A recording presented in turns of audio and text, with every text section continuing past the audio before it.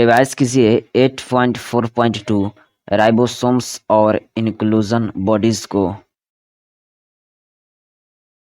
Prokaryotes में ribosome किससे associated होते हैं?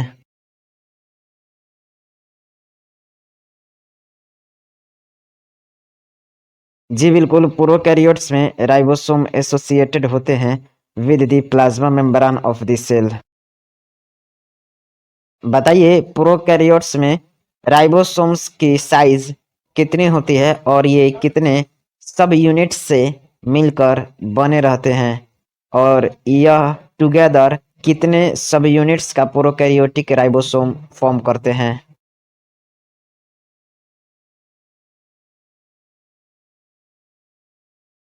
जी बिल्कुल, राइबोसोम की साइज 15 नैनोमीटर से लेकर 20 नैनोमीटर का होता है, यानी कि 15 nanometer to 20 nanometer in size, और यह मेड होते हैं 2 सब यूनिट से 50s एंड 30s यूनिट्स, जो कि टुगेदर फॉर्म करते हैं 70s प्रोकैरियोटिक राइबोसोम्स को। बताइए, प्रोटीन सिंथेसिस का साइट कौन होता है?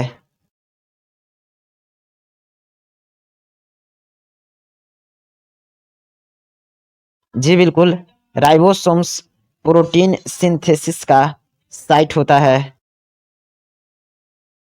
बहुत सारे राइबोसोम्स अटैच होकर सिंगल mRNA पर फॉर्म करते हैं एक चेन को। बताइए, इस चेन को क्या कहा जाता है?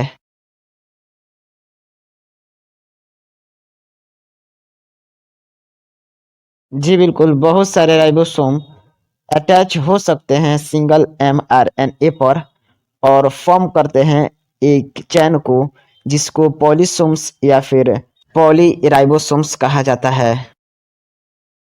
बताइए, किसी पॉलीसोम का राइबोसोम किसको प्रोटीन्स में ट्रांसलेट करता है?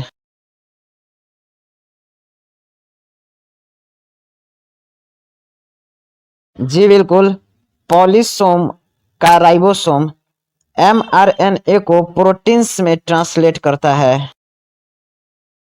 बताइए, प्रोकैरियोटिक सेल्स में कौन सा मटेरियल स्टोर्ड होता है in the cytoplasm in the form of inclusion bodies?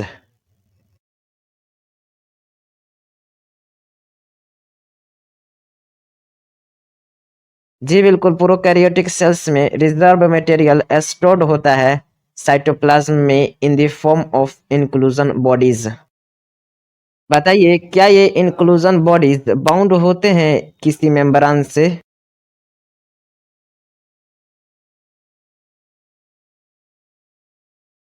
जी बिल्कुल, इंक्लूजन बॉडी बाउंड नहीं होते हैं किसी भी मेम्ब्रेन सिस्टम से और ये फ्री होते हैं इन this cytoplasm. In inclusion bodies का कुछ एग्जांपल्स बताइए।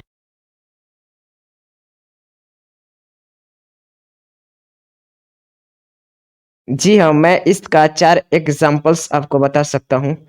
पहला, phosphate granules. Second, cyanophycean granules. Third, glycogen granules. और फोर्थ, गैस वैक्यूल्स। एज पर एनसीईआरटी लाइन, नाम बताइए उन प्रोकैरियोट्स का जिसमें गैस वैक्यूल्स पाए जाते हैं।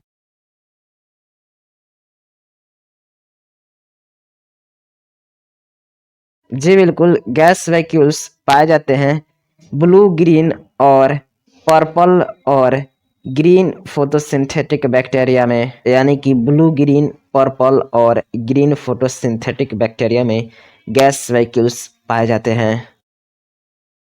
रिवाइज कीजिए 8.5 यूकैरियोटिक सेल्स को। बताइए, यूकैरियोट्स में कौन कौन इंक्लूड्स हैं?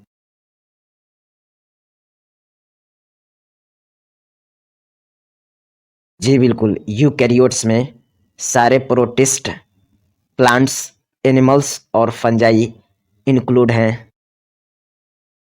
बताइए, यूकैरियोटिक सेल्स में एक्सटेंसिव कंपार्टमेंटलाइजेशन ऑफ साइटोप्लाज्म होता है या फिर इंटेंसिव कंपार्टमेंटलाइजेशन ऑफ साइटोप्लाज्म होता है। साथ ही यह भी बताइए यह कंपार्टमेंटलाइजेशन किसके थ्रू होता है।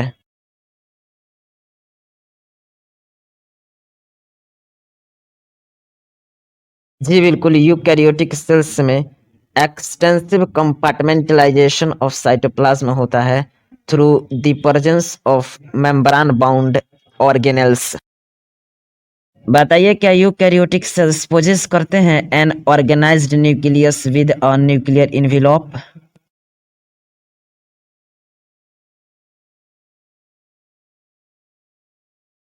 जी बिल्कुल, यूकैरियोटिक सेल्स पोजेस करते हैं an organised nucleus with a nuclear envelope. In addition eukaryotic cells के पास वैरायटी ऑफ कॉम्प्लेक्स लोकोमोटरी और साइटोस्केलेटल स्ट्रक्चर्स होते हैं। बताइए यूकैरियोटिक का जेनेटिक मटेरियल किस में ऑर्गेनाइज्ड होता है। बताइए क्या सारे यूकैरियोटिक सेल्स आइडेंटिकल होते हैं।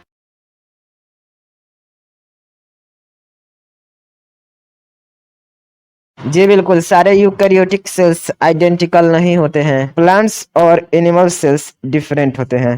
प्लांट सेल्स में सेल वॉल होता है, प्लास्टिड होता है और लार्ज सेंट्रल वैक्यूल होता है जो कि अब्सेंट होता है in animal cells. On other hand यह बताइए कि एनिमल सेल्स में क्या होता है जो कि ऑलमोस्ट ऑल प्लांट सेल में अब्सेंट होता है।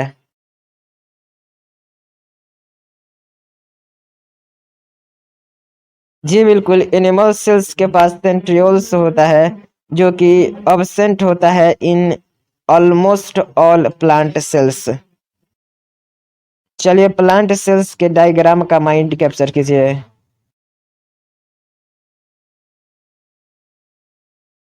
अब आंख बंद कीजिए। बताइए क्या आपको इसमें रफ एंडोप्लाज्मिक रेटिकुलम की लेबलिंग दिख रही है। लाइसोसोम की लेबलिंग, स्मूथ एंडोप्लाज्मिक रेटिकुलम की लेबलिंग, प्लाज्मोडेस्माटा की लेबलिंग, माइक्रोट्यूब्यूल की लेबलिंग, पर ऑक्सीसोम्स की, साइटोप्लाज्म की,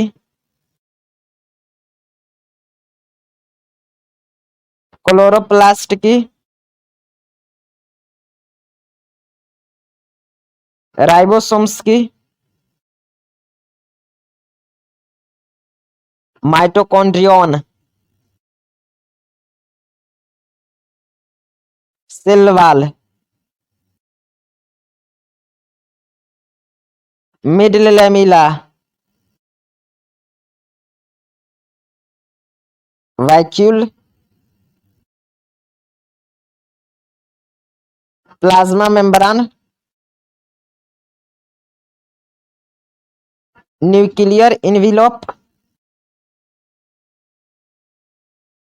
गोल्जी apparatus, न्यूक्लियोलस,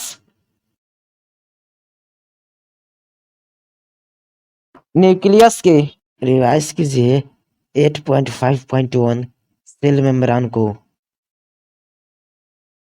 बताइए एडवेंट ऑफ इलेक्ट्रॉन माइक्रोस्कोप कब हुआ था।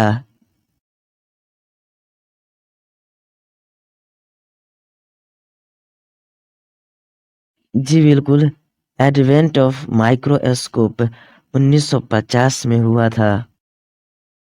सेल मेम्ब्रेन पर chemical study specially in human red blood cells, that is RBCs, enable the scientist to deduce the possible structure of plasma membrane.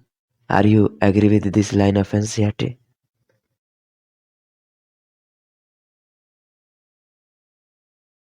बताइए cell membrane mainly किससे composed होता है।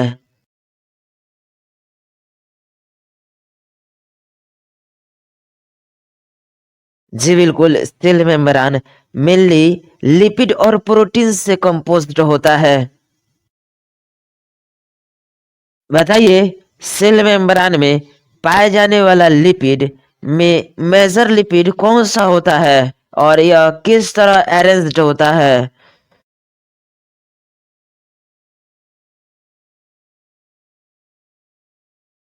जी बिल्कुल, सेल मेम्ब्रेन में पाए जाने वाला लिपिड फॉस्फोलिपिड होता है जो कि बाइलेयर में अरेंज्ड होता है।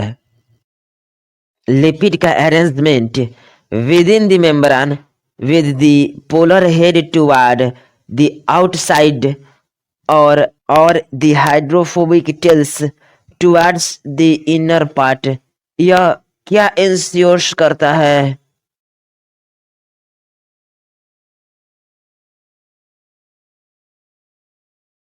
जी बिल्कुल, लिपिड का arrangement within the membrane with the polar head towards the outer sides and the hydrophobic tails towards the inner part. यह इंश्योर करता है कि non polar head of saturated hydrocarbon protected रहे from the aqueous environment. Figure 8.4 का mind capture कीजिए। Phospholipid के अलावा in addition cell membrane क्या कंटेन करता है?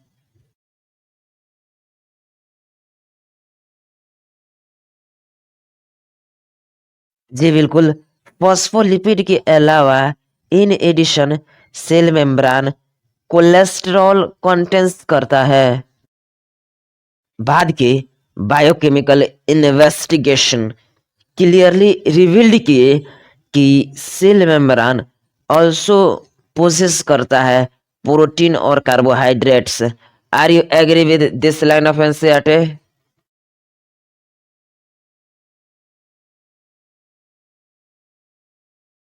जी बिल्कुल, बायोकेमिकल इन्वेस्टिगेशन क्लियरली रिवील्ड किया कि सेल मेम्ब्रेन पोसेस करता है प्रोटीन और कार्बोहाइड्रेट को भी। बताइए, किसका रेशियो वेरीज करता है कंसाइडरेबली इन डिफरेंट सेल्स टाइप?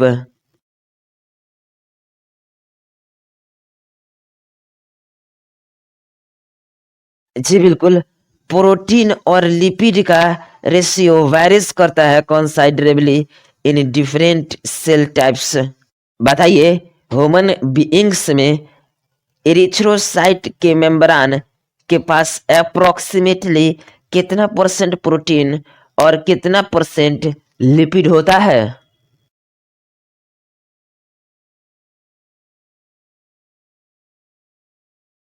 जी बिल्कुल, human beings the membrane of erythrocyte has approximately 52% protein and 40% lipids depending upon the age of extraction। बताइए, मेम्ब्रेन प्रोटीन्स को किसमें क्लासिफाइड किया जा सकता है?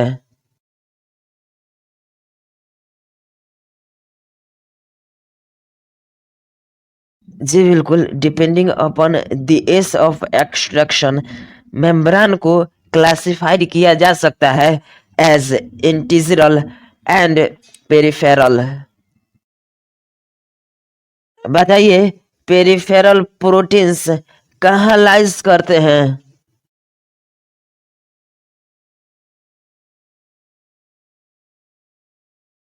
जी बिल्कुल, पेरिफेरल प्रोटीन्स लाइज करते हैं on the surface of membrane.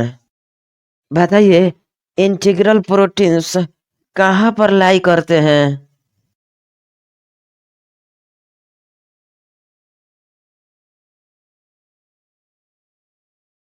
जी बिल्कुल, पेरिफेरल प्रोटीन्स लाई करते हैं on the surface of membrane while the integral proteins partially और totally buried होते हैं in the membrane। चलिए, माइंड कैप्चर कीजिए एनिमल सेल के डायग्राम को।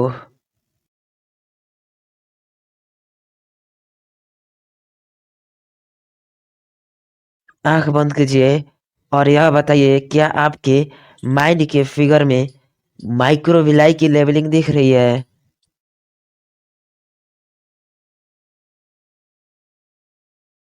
प्लाज्मा मेम्ब्रेन की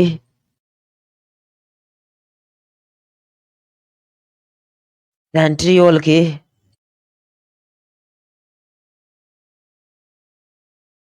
और oxysome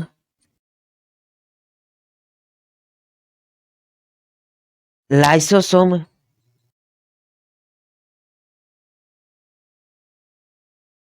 ribosome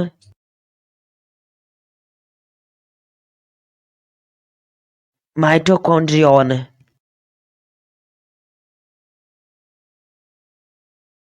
rough endoplasmic reticulum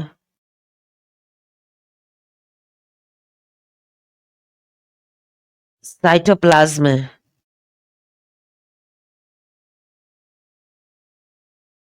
nucleus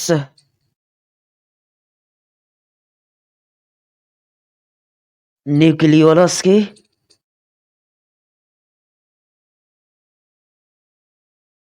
nuclear envelope की लेवलिंग स्मूथ एंडोप्लाज्मिक रेटिकुलम के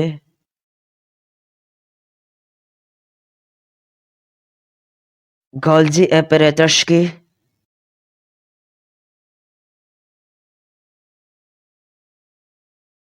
सेल मेम्ब्रेन के स्ट्रक्चर के लिए एक इम्प्रूव मॉडल सिंगर और निकोलसन के द्वारा कब दिया गया था और इसको क्या कहा गया था?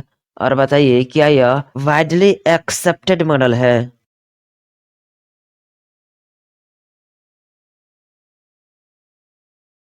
जी बिल्कुल, एक improved model of the structure of cell membrane proposed किया गया था बाय सिंगर और निकोलसन 1972 में, जो कि वाइडली एक्सेप्टेड हुआ था as fluid mosaic model figure 8.4। Fluid mosaic model के अनुसार किसका नेचर एनेबल्स करता है लैटरल मूवमेंट ऑफ प्रोटीन्स का within the overall bilayer?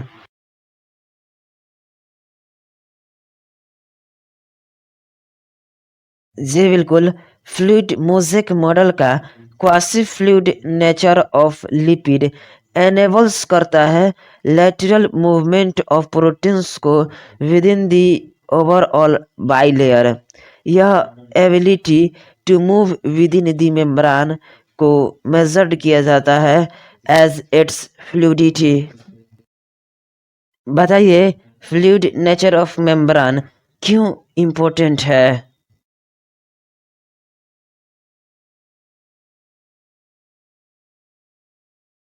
Membrane का फ्लूइड नेचर इम्पोर्टेंट है from the point of view of functions, जैसे कि cell growth, formation of intercellular junctions, secretion, endocytosis, cell division etcetera.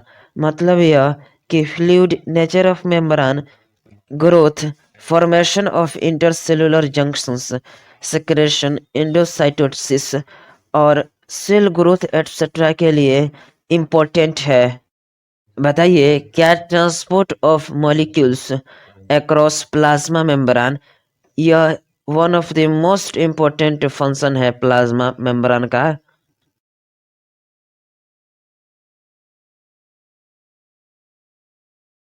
जी बिल्कुल, one of the most important feature of plasma membrane यह है कि the transport of the molecules across it.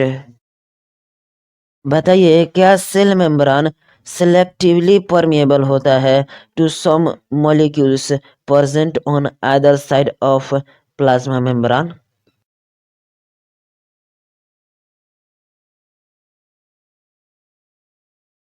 जी बिल्कुल, the cell membrane selectively permeable होते हैं to some molecules present on either side of plasma membrane.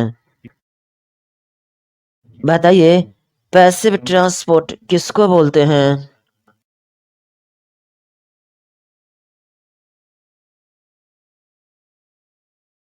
जी बिल्कुल, बहुत सारे मॉलिक्यूल्स मूव कर सकते हैं briefly across the membrane without any requirement of energy, और इसी को पैसिव ट्रांसपोर्ट कहा जाता है। बताइए किस तरह के सॉलिड्स मूव कर सकते हैं across the membrane by the process of simple diffusion along the concentration gradient, that is from higher concentration to lower concentration। जी बिल्कुल, higher concentration to the lower concentration।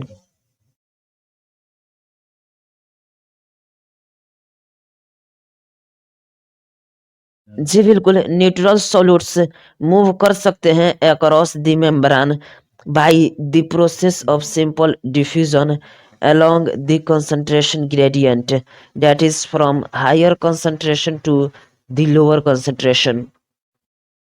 Water भी मूव कर सकते हैं across plasma membrane from higher to lower concentration। Are you agree with this line of NCERT?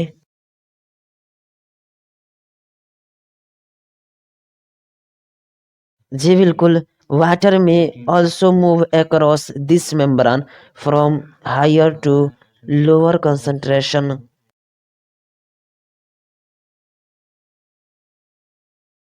Water का movement by diffusion across plasma membrane from higher to lower concentration क्या कहलाता है?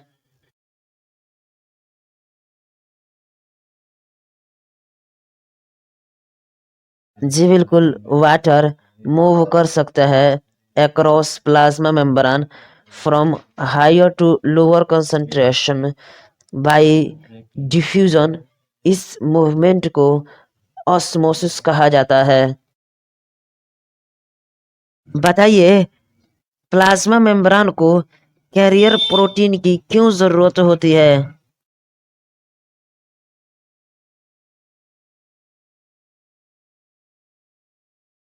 जी बिल्कुल, चूंकि पोलर मॉलिक्यूल्स पास नहीं कर सकता है through the non polar lipid bilayer, इसलिए प्लाज्मा मेम्ब्रेन को रिक्वायरमेंट होती है कैरियर प्रोटीन्स की to facilitate their transport across the membrane. कुछ आयंस और मॉलिक्यूल्स ट्रांसपोर्टेड होते हैं across the membrane against their concentration gradient, that is from lower to higher concentration. ऐसे ट्रांसपोर्ट को क्या कहा जाता है और क्या इसमें एनर्जी डिपेंडेंट प्रोसेस होती है?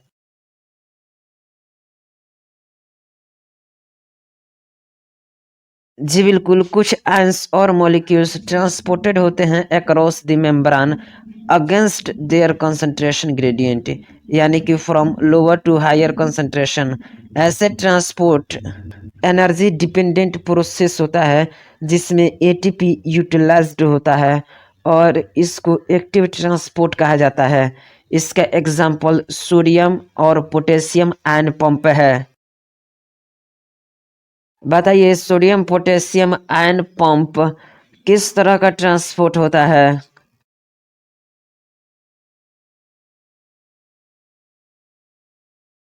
जी बिल्कुल, सोडियम और potassium ion pump active transport होता है। माइंड कैप्चर कीजिए figure 8.4 fluid mosaic model of plasma membrane का। बताइए क्या आपको इसमें शुगर की लेबलिंग दिख रही है? पेरिफेरल प्रोटीन की लेबलिंग, फॉस्फोलिपिड बाइलेयर की लेबलिंग, कोलेस्ट्रॉल की लेबलिंग,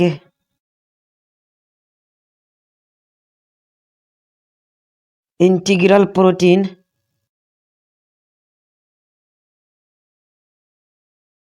रिवाइज कीजिए 8.5.2 सेल वालों को।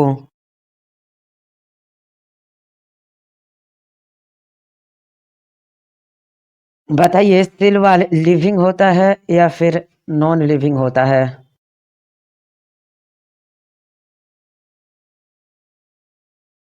जी बिल्कुल, cell wall non living rigid structure होता है।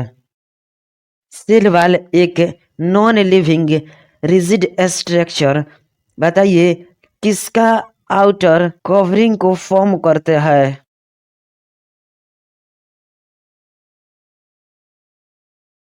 जी बिल्कुल, सेल वॉल एक नॉन लिविंग रिजिड स्ट्रक्चर होता है।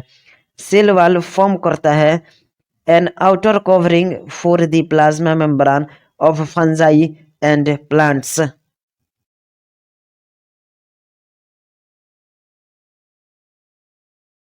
बताइए सेल वॉल सेल को शेप और प्रोटेक्शन देने के अलावा और क्या क्या करता है?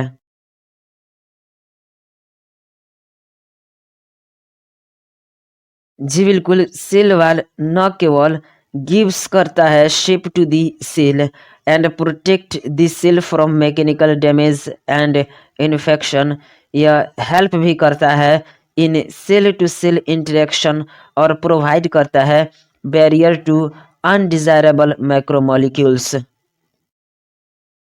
बताइए अलगी का सेल वॉल किससे बना रहता है?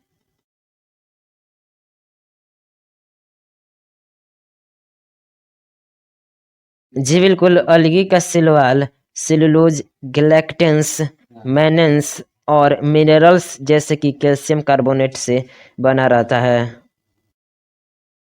बताइए प्लांट्स का सेल वॉल किससे कंसिस्ट रहता है?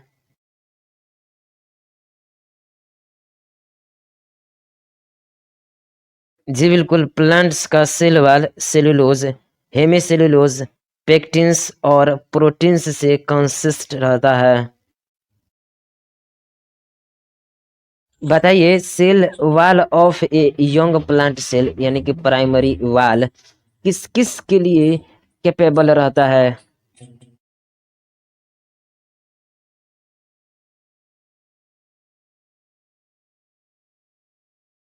जी बिल्कुल, cell wall of young plant cell the primary wall capable होते हैं ग्रोथ के लिए, जो कि ग्रेजुअली डिमिनिशेस हो जाते हैं as the cell mature, and the secondary wall is formed on the inner that is towards membrane side of the cell.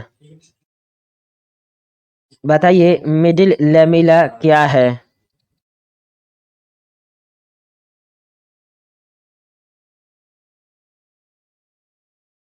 जी बिल्कुल, मिडिल लैमेला एक लेयर है मेनली कैल्शियम पेक्टेट का, जो कि होल्ड करता है या ग्लूज करता है डिफरेंट नेबरिंग सेल्स को टुगेदर।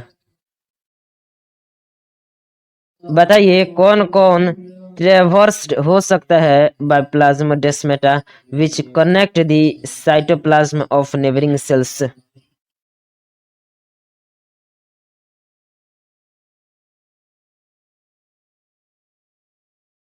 जी बिल्कुल, सेल वॉल और मिडिल लेमिला में भी ट्रेवर्स्ड बाई प्लाज्मोडेस्माटा, जो कि कनेक्ट करता है the cytoplasm of neighbouring sales. Revise कीजिए 8.5.3 एंडोमेम्ब्रेन सिस्टम को।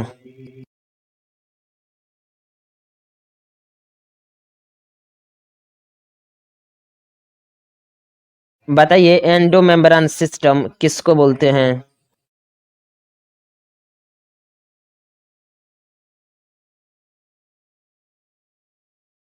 जी बिल्कुल, मेम्ब्रेनस ऑर्गेनेल्स डिस्टिंक्ट होते हैं in terms of its structure and function.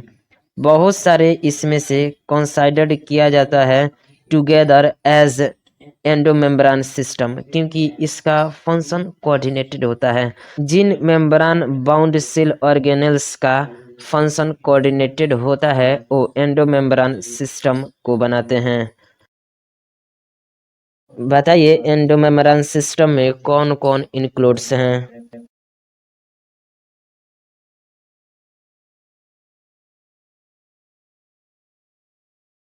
जी बिल्कुल, एंडोमेम्ब्रेन सिस्टम में इंक्लूड हैं endoplasmic reticulum that is ER, Golgi complex that is GB, lysosomes और vacuoles. बताइए एंडोमेम्ब्रेन सिस्टम में क्यों माइटोकॉन्ड्रिया, क्लोरोप्लास्ट, परऑक्सीसोम्स शामिल नहीं है?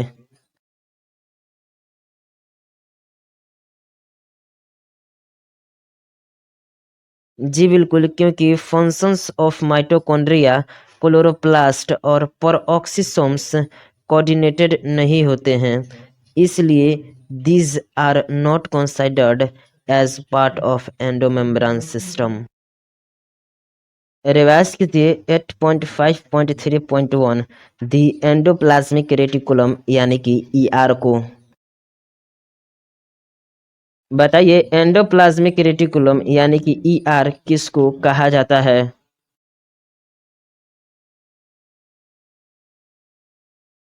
जी बिल्कुल, electron microscopic studies of eukaryotic cells revealed किया the presence of a network या फिर reticulum of tiny tubular structures scattered in this cytoplasm, जिसको एंडोप्लाज्मिक रेटिकुलम कहा जाता है।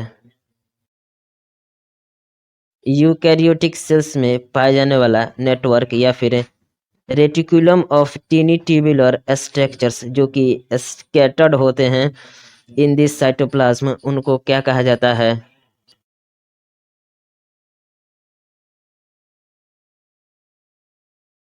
जी बिल्कुल, नेटवर्क या reticulum of a tiny tubular structures जो कि स्कैटर्ड होता है इन दिस साइटोप्लाज्म